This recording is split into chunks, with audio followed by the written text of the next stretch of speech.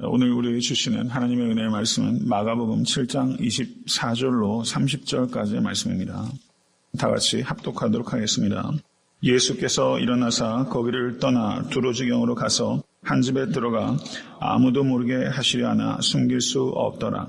이에 더러운 귀신 들린 어린 딸을 둔 한 여자가 예수의 소문을 듣고 곧 와서 그 발 아래 엎드리니 그 여자는 헬라인이요 수르보니게 족속이라. 자기 딸에게서 귀신 쫓아 주시기를 간구하거늘 예수께서 이르시되 자녀로 먼저 배불리 먹게 할지니 자녀의 떡을 취하여 개들에게 던짐이 마땅치 아니하니라. 여자가 대답하여 가로되 주여 올소이다마는 상아래 개들도 아이들을 먹던 부스러기를 먹나이다. 예수께서 가라사대 이 말을 하였으니 돌아가라 귀신이 내 딸에게서 나갔느니라 하시면 여자가 집에 돌아와 본즉 아이가 침상에 누웠고 귀신이 나갔더라. 아멘. 네, 오늘 본 말씀 7장 24절을 보시면 예수께서 일어나사 거기를 떠나, 여기서 거기는 어디입니까? 유대 땅입니다. 거기를 떠나 두로지경으로 가서, 두로지역은 이방 땅입니다. 유대 땅을 떠나, 깨끗한 땅을 떠나, 클린 랜드를 떠나 언클린 랜드로 예수께서 들어가셨어요. 그런데 이런 모든 일들이 어디에서 이어집니까? 7장 1절에서 23절까지의 말씀. 이 모든 악한 것이 다 속에서 나와서 사람을 더럽게 하느니라. 무엇이 더럽고 무엇이 깨끗하냐에 대해서 예수께서 논쟁을 벌이신 후에 cleanness, uncleanness, 그 다음에 예수께서 깨끗하지 못한 땅으로 들어가셔서 깨끗하지 못하다는 이방 사람을 만나셔서 그리고 깨끗하지 못한 귀신을 내어 쫓으시는 그런 역사가 벌어지고 있는 거예요. 무엇이 정결한 것인가에 대해서 예수께서 실제적인 상황을 통해서 이런 것들을 우리에게 가르쳐주고 계시는 그런 본문이다. 이렇게 보면 틀림이 없습니다. 여기에서 보시면 한 집에 들어가 아무도 모르게 하시려 하나 숨길 수 없더라 라고 말합니다. 예수님께서 두로 지역에 가신 것은 이방 땅의 선교를 위해서 가셨다라고 보기보다는 정결법에 대한 논쟁이 격심하게 일어나자 예수님께서 실제적인 위협을 당하신 것입니다. 특별히 마태복음을 보면 이 위협이 아주 실제적이었어요. 위협과 그리고 예수가 누구신지에 대한 무지로부터 예수님께서 잠시 호흡을 고르신 거예요. 그래서 이방 땅으로 뒤로 물러나셨다가 다시 들어가시게 되는 그런 상황이기 때문에 지금 일종의 예수님께서 리트리트하는 상황이다. 이렇게 볼 수 있다는 것입니다. 그렇지만 예수님께서 여기서도 역시 프라이버시를 지키실 수가 없었어요. 제자들이 선교 여행을 마치고 돌아왔을 때 한적한 곳에 가서 식사하려고 하셨지만 그때 사람들이 계속 따라왔기 때문에 오병이의 기적을 행하셨지 않습니까? 여기서 또다시 예수님께서는 프라이버시를 가지실 수 없으셨습니다. 저는 이 말씀을 묵상하면서 또 이런 생각을 합니다. 아무도 모르게 하시리 하나 숨길 수 없더라. 여러분, 우리가 그리스도인이라는 사실은요, 말을 하든 안 하든 숨길 수 없어야 됩니다. 말을 하든 안 하든 뭔가 저 사람은 다르다라는 게 나타날 수밖에 없습니다. 여러분 그렇지 않습니까? 어떻게 예수님을 우리가 모시고 사는데 무엇인가 다른 사람과 다른 것이 우리에게 나타나지 않을 수 있겠는가? 분명히 나타날 수밖에 없다. 여러분 그리스도의 향기를 나타내실 수 있게 되길 주님을 간절히 축원합니다. 저 사람은 뭔가 다른 게 있다. 무엇인가 궁금증을 유발할 수 있는 여러분과 제가 될 수 있길 간절히 바랍니다. 여기에서 보시면 더러운 귀신 들린 어른 딸을 둔 한 여자가 예수의 소문을 듣고 곧 와서 그 발 아래 엎드리니 라고 여기서 말하고 있습니다. 이 사람은 헬라인이요 수로보니게 족속이라 자기 딸에게서 귀신 쫓아주시기를 간구하거늘 이라고 여기서 말씀하고 있습니다. 여기서 헬라인이란 뜻은 헬라 말을 한다는 것을 의미하는 거예요. 그리스어를 한다는 것입니다. 그리고 헬라 문화권 아래서 자랐다는 것을 의미하는 거고 educated이 됐다는 뜻이에요. 헬라인이란 뜻은 교육받은 사람이라는 것을 의미하는 것입니다. 수로보니게 사람이라는 것은 이 사람의 내셔널리티를 의미하는 거예요. 수로보니게는 페니키아 사람이라는 뜻입니다. 페니키아. 여러분 세계사 시간에 페니키아라는 나라 배우셨죠? 페니키아 사람이라는 뜻입니다. 그런데 이 여인을 마태복음 15장 22절을 보시면 마가복음에서는 수로보니게 여인이라고 소개하고 있는데 병행 본문인 마태복음에서는 가나안 여인이라고 소개를 하고 있습니다. 기억하실 거예요. 가나안 여인은 그 사람의 민족, 가나안 민족이라는 것을 가리키는 거예요. 여러분, 우리는 한민족이고 여기서 태어난 자녀들은 내셔널리티는 아메리칸이잖아요. 그렇죠? 아메리칸이라고 소개하는 것이 수로보니게 사람이라는 것이고 우리가 한민족이라고 말하는 것을 가나안 사람이라고 말하는 거예요. 하나는 민족을 통하여 소개하는 것이고 하나는 내셔널리티를 통해서 소개하는 것입니다. 그런데 가나안 사람이라는 것은 여러분 이스라엘 백성이 약속의 땅으로 들어오면서 어떤 족속들과 싸워요? 가나안 족속들과 싸우잖아요. 그러니까 이스라엘 민족과 가장 적대적인 관계에 있었던 사람이 가나안 민족이에요. 그러니까 여기에서 가나안 민족이고 페니키아 사람이고 헬라인인 여인이 예수님께 와서 구원을 요청한다는 것은 가장 상상하기 어려운 사람이 예수께 나와서 그 믿음이 인정받은 그런 기념비적인 사건이다. 이렇게 볼 수 있다는 뜻입니다. 그리고 또 하나 여기에서 중요하게 생각해 볼 수 있는 것은 스튜어트 러브라는 학자가 있습니다. 제가 이 부분 가지고 또 페이퍼를 쓴 적이 있어요. 그래서 여러 가지 아티클을 많이 읽었었는데요. 이 여인에 대한 사회과학적인 연구를 통해서 2002년에 나온 논문에 그런 이야기가 있습니다. 여기에서 예수님과 그리고 제자들은 모두 남자입니다. 이 남자에게 이 여인이 접근했어요. 그런데 이 당시에 사회 문화적인 정형을 볼 때 중간에 남자가 끼지 않고 가령 이 사람의 남편이 있었다면 분명히 남편을 통해서 예수님께 어프로치를 하지 이 당시 사회 문화적인 관점은 메일 에이전시, 남자가 중간에 개입하지 않고 여자가 직접 유대인에게 이방 여인이 나온다. 이거는 있을 수 없는 일이라는 것이죠. 이렇게밖에 할 수 없는 상황이 있었다는 거예요. 그럼 무슨 뜻입니까? 싱글맘이라는 것이죠. 싱글맘이라는 거예요. 이 여인은 남편이 없는 여인이었어요. 남편이 이미 죽었거나 혹은 이혼했을 가능성이 있다는 것입니다. 싱글맘이었어요. 또 하나는 7장 30절 한번 보시죠. 여자가 집에 돌아와 본즉 아이가 침상에 누웠고 라고 했을 때 이 침상은 클리네라는 단어가 사용되고 있습니다. 클리네. 이 클리네라는 이 단어는 상당히 좋은 침대를 의미할 수 있다는 거예요. 그래서 이 여인은 상당한 재력은 있는 사람이었을 것이다. 침대라는 단어 하나를 가지고 그렇게 얘기하는 건 조금 비약이 있죠.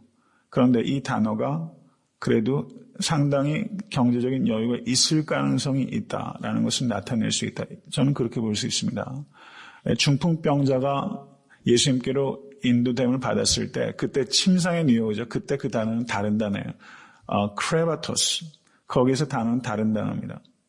여기에서 이 단어는 클리네라는 단어예요. 그러니까 이 여인은 경제적인 재력은 어느 정도 있는 여인이었을 것이다. 이렇게 보는 겁니다. 이 여인의 성격에 대해서 우리가 어느 정도 이해할 수가 있었고요. 그런데 그 다음을 보십시오.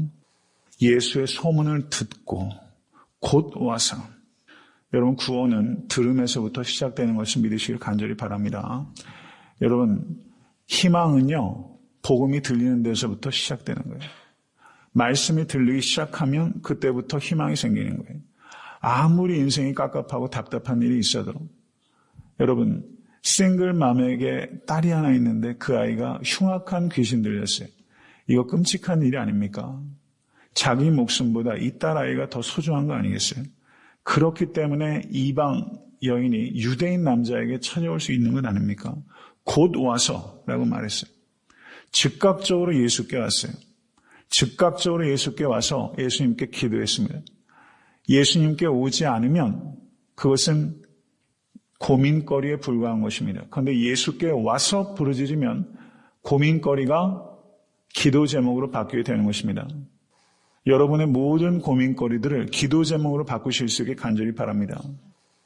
내가 혼자 붙잡고 있으면 나만 일해요. 그런데 하나님께 기도하면 하나님께서 일하십니다. 믿으십니까? 하나님께서 일하시면 우린 다 맡겨드릴 수 있는 거예요.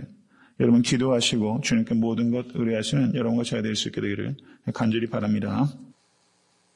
여기서 이 여인이 귀신 쫓아 주시기를 간구하거늘 이라고 말합니다.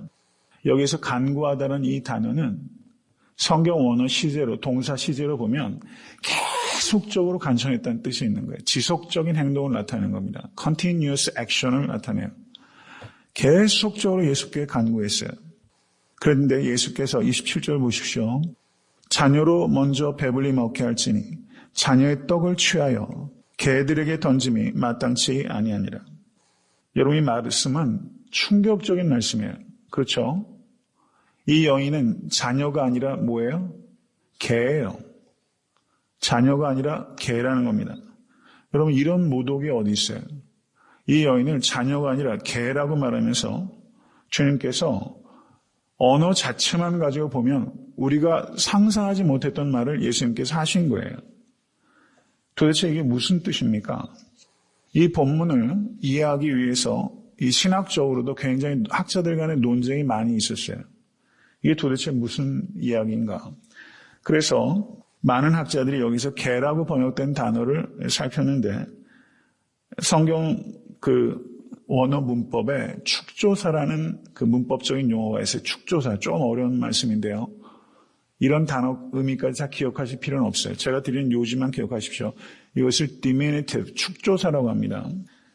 축조사라는 게 무슨 말이냐면 여기서 개라고 번역된 단어가 이 단어가 큰 개를 나타내는 것이 아니라 집에서 기르는 조그만 개를 말하는 축조사, 작은 것을 이야기하는 거라는 거예요. 여기서 이 단어가 쿠나리온, 제가 기억하기로는 쿠나리온이라는 단어가 사용되고 있어요. 이 개는 길거리에 있는 큰 개, 야생의 큰 개를 나타내는 것이 아니라 집에서 기르는 작은 개를 기르는 것이다. 그래서 학자들이 예수께서 이 여인을 개라고 말씀하신 이 상황을 조금 그거를 좀 완화시키기 위해서 이게 큰 개가 아니라 작은 개다. 이렇게 이것을 설명할 정도로 이 말씀을 해석하기 위한 몸부림이 있었다는 거예요. 그런데 이걸 우리 상식적으로 한번 생각해 보십시다. 예수님께서 이 여인에게 너는 작은 개야 라고 말하는 것이 무슨 위로가 되겠어요? 큰 개나 작은 개냐 따져가지고 그게 무슨 차이를 만들어내겠어요? 이거는 상식의 기준에서 우리가 판단해도 이거는 너무 억지스럽다 이렇게 볼 수 있어요. 예수님께서는 겉으로 피상적으로 볼 때는 분명히 인설팅하는 말씀을 하신 거예요. 그런데 마태복음 15장 21절에서 28절을 보시면 거기에서는 예수님께서 이 여인의 요청을 3번 거절하신 것으로 나타납니다. 이 본문 말씀을 그 상황을 좀 더 자세하게 부연 설명하고 있는 것이 마태복음 15장 21절에서 28절이에요. 여기서 우리가 그러면 예수님께서 여러분 보십시오. 요한복음 5장을 보시면 38년 된 병자를 예수님께서 고치셨어요. 그런데 그때 38년 된 병자 예수님께 고쳐달라고 얘기했습니까? 안 했습니까? 얘기 안 했어요. 예수님께서 먼저 보시고 고쳐주셨어요. 요한복음 9장에서도 예수님께서 보시고 긍휼에 따라서 날 때부터 소경된 자를 고쳐주셨습니다. 예수님께서 평소에 보이셨던 긍휼의 예수님의 모습과 오늘 본문에 나타나는 예수님의 모습은 분명히 현격한 차이가 있어요. 민족 우월주의자거나 혹은 메일 쇼비니스트, 남성 우월주의자처럼 보여요. 이방 여인이 귀신 들린 딸이 있어서 남편도 없이 지금 와가지고 요청을 하는데 예수님께서 너무나 충격적인 말씀으로 이 여인의 청을 거절하신 것이다. 이렇게 볼 수 있는 건 맞습니다. 제가 읽었던 아티클에는 그 학자가 그런 식으로 썼어요. 만약에 이 여인의 내가 조카라면, 내가 그 자리에 있다면 자기 이모나 고모의 손을 이끌고 저렇게 말하는 사람한테 더 이상 요청할 거 없으니까 가자고 손이라도 끌고 갈 만한 그런 상황이 벌어진 것이면 틀림없다. 이렇게 말한 거예요. 그런데 이것을 한번 우리가 왜 예수님께서 이렇게 하셨을까? 한 초대교회 교부가 이런 말을 했어요. 여러분, He put up the barriers. 그는 분명히 장벽을 세우신 것입니다. Not to keep her away. 그 여인을 밀쳐내기 위해서 장벽을 세운 것이 아니라 but to draw her closer. 그 여인을 보다 가깝게 끌어당기기 위해서 예수께서 장벽을 치신 것이다. 이렇게 말했어요. He put up the barriers not to keep her away but to draw her closer. 주님은 그녀를 쫓아내기 위해서가 아니라 그 여인을 더 가까이 끌어당기기 위해서 장벽을 세우신 것이다. 저는 아주 탁월하게 이 상황을 이해한 것이다라고 봅니다. 여러분, 특별히 어미가 딸아이가 귀신 들렸어요. 이게 또 육체적인 병하고는 또 다른 거잖아요. 딸아이가 귀신 들렸어요. 예수님께서 이렇게 이야기하셨다고 그래요? 저 그럼 그만 가겠습니다. 라고 떠나는 어미가 어디 있겠어요? 예수님께서 이렇게 말씀을 함으로 인해서 여러분 물에 빠진 사람을 어떻게 합니까? 가서 구조하게 밀면 그 물에 빠진 사람이 밀쳐집니까? 그냥 더 붙잡잖아요. 예수님께서 이 여인을 장벽을 세우신 것은 이 여인이 더 클로스하게 예수님을 부둥켜 안을 수 있도록 하기 위해서 예수님께서 그렇게 하신 것이다. 이렇게 보는 것이 맞다는 거죠. 그러니까 예수님께서 이렇게 거절하신 것에는 분명한 인텐션이 있었어요. 의도를 가지고 예수님께서 거절하신 거예요. 그 의도가 무엇입니까? 28절 보십시오. 여자가 대답하여 가로되, 여기에서 28절 앞에는 대라는 접속사가 있어요. 그것은 그러나라는 뜻입니다. 여러분, 우리가 기도를 해요. 때로는 주님께서 아주 야멸차게 우리를 거절하신 것 같아요. 아무 말씀도 안 하실 때도 있어요. 응답이 너무 늦어질 때도 있어요. 그러나 여자가 대답하여 가로되, 여러분 그러나입니다. 그러나 여자가 대답하여 가로되 주여 올소이다. Yes, Lord. 성경을 보면은 Yes, Lord 그렇게 대답한 거예요. 주여 올소이다. 여러분 우리가 하나님께 간구해요. 그런데 하나님께서 내 뜻대로 하지 않으세요. 그래도 우리는 뭐라고 말해요? 그러나 주여 올소이다. Yes, Lord. 이렇게 대답하실 수 있는 여러분과 저희 되시길 간절히 바랍니다. 하나님께서 내 기도대로 안 하실 때도 주여 올소이다. 항상 하나님이 오르신 거예요. 주여 올소이다. 그런데 이 여인은 뭐라고 말합니까? 주여 올소이다마는 상아래 개들도 맞습니다. 주님, 우리는 개입니다. 아이들이 먹던 부스러기를 먹나이다. 부스러기라도 먹게 하여 주시옵소서라고 주님께 매달리는 거예요. 천부여 의지 없어 손들고 옵니다. 이게 저는 이 마음이 아닐까 싶어요. 부스러기라도 먹게 해 주시옵소서. 세상의 산해진미 먹기 원치 않습니다. 이제는 그 음식에 우리는 허기와 그리고 목마름이 채워지질 않아요. 우리는 부스러기 은혜라도 이 은혜가 아니면 우리는 살 수가 없어요. 여러분 새벽 제단에 나오셔서 여러분 이 마음을 가지실 수 있게 간절히 바라요. 부스러기라도 내가 먹고 오늘 하루 살아가야지. 여러분 우리는 살 수 있지 않습니까? 매 순간순간이 이 은혜의 부스러기가 아니면 우리는 살 수 없어요. 이 은혜의 부스러기를 먹어야 눈이 열리고 내 삶의 모든 상황들이 해석이 되고 이해가 되고 낙심한 심령에 소망이 생기고 그리고 자기 부인할 수 있는 능력이 생기고 하는 것입니다. 주여 올소이다마는 상아래 개들도 아이들이 먹던 부스러기를 먹나이다.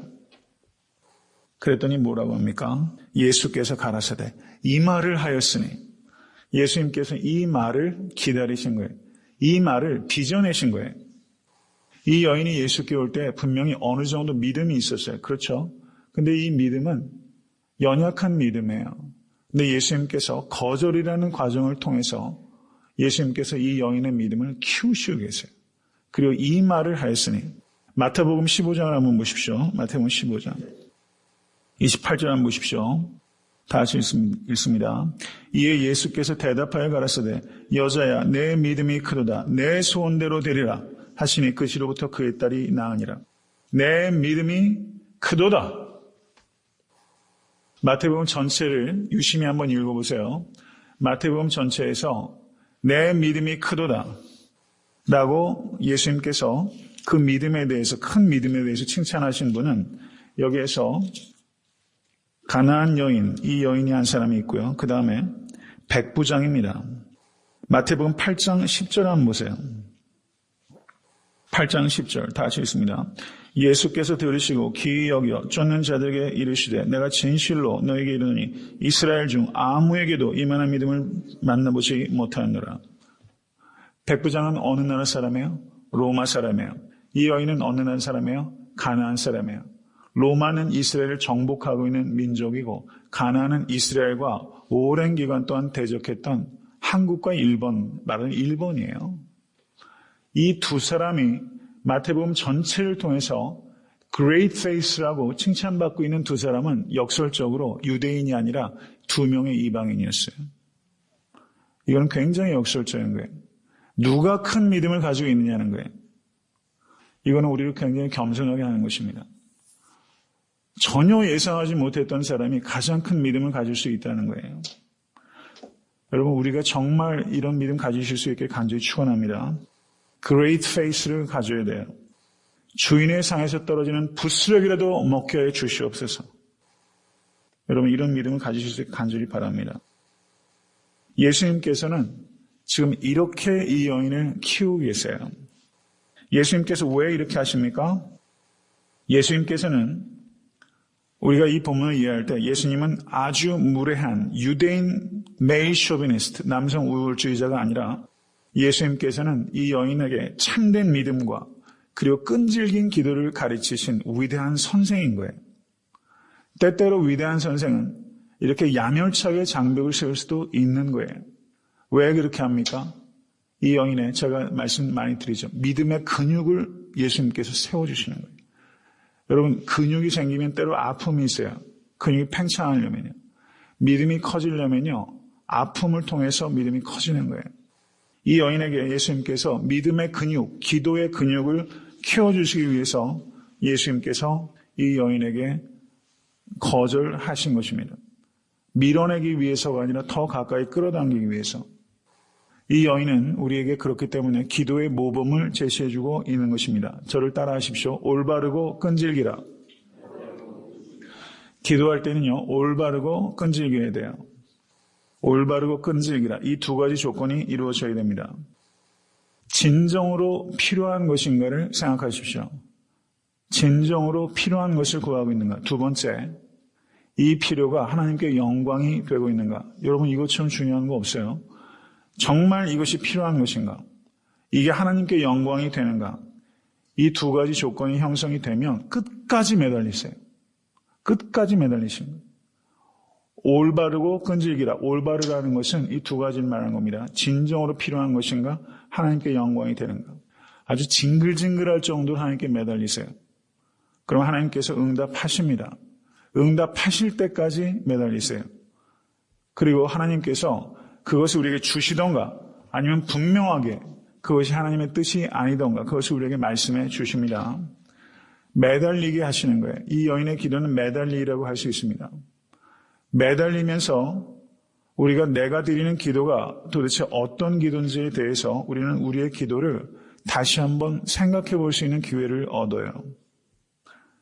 여러분, 이런 기도하실 수 있게 간절히 바랍니다. 내가 기도응답 받는 것보다 더 중요한 것은 내가 축복의 사람이 되는 거예요. 이 여인에게 이 딸의 귀신이 나가는 것보다 더 중요한 것은 이 여인이 구원받는 하나님의 자녀 되는 것입니다. 이 딸이 귀신만 쫓아졌어요. 그리고 이 여인은 예수님을 믿지도 않아요. 그러면 가서 이 딸에게 뭘 얘기하겠어요? 그 딸도 귀신이 나가는 것보다 더 중요한 것은 그 딸 역시 예수를 영접해서 구원 얻는 거 아니겠습니까? 이 여인이 예수님을 인격적으로 만나서 큰 믿음 가져야 그 딸도 실제 이 딸에게 중요한 구원은 뭐예요? 귀신 나가는 게 아니에요. 예수님 믿는 거예요. 여러분, 이것을 깊이 생각해야 됩니다. 예수님께서는 우리에게 가장 좋은 것을 선물하시고 그것은 영혼의 구원입니다. 7장 29절 30절 말씀 보세요. 예수께서 가라사대 이 말을 하였으니 돌아가라. 귀신이 내 딸에게서 나갔느니라 하시매 여자가 집에 돌아가 본즉 아이가 침상에 누웠고 귀신이 나갔더라 라고 말합니다. 이 여인이 예수님과 동행했어요? 안 했어요? 동행 안 했어요. 예수님의 말씀을 믿고 간 거예요.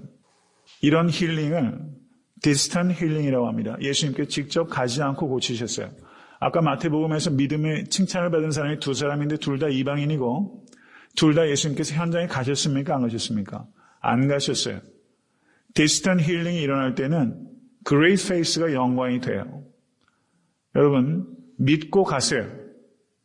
믿고 가세요. 그러면 그 시로 낫게 되는 것을 우리가 경험하게 되는 것입니다.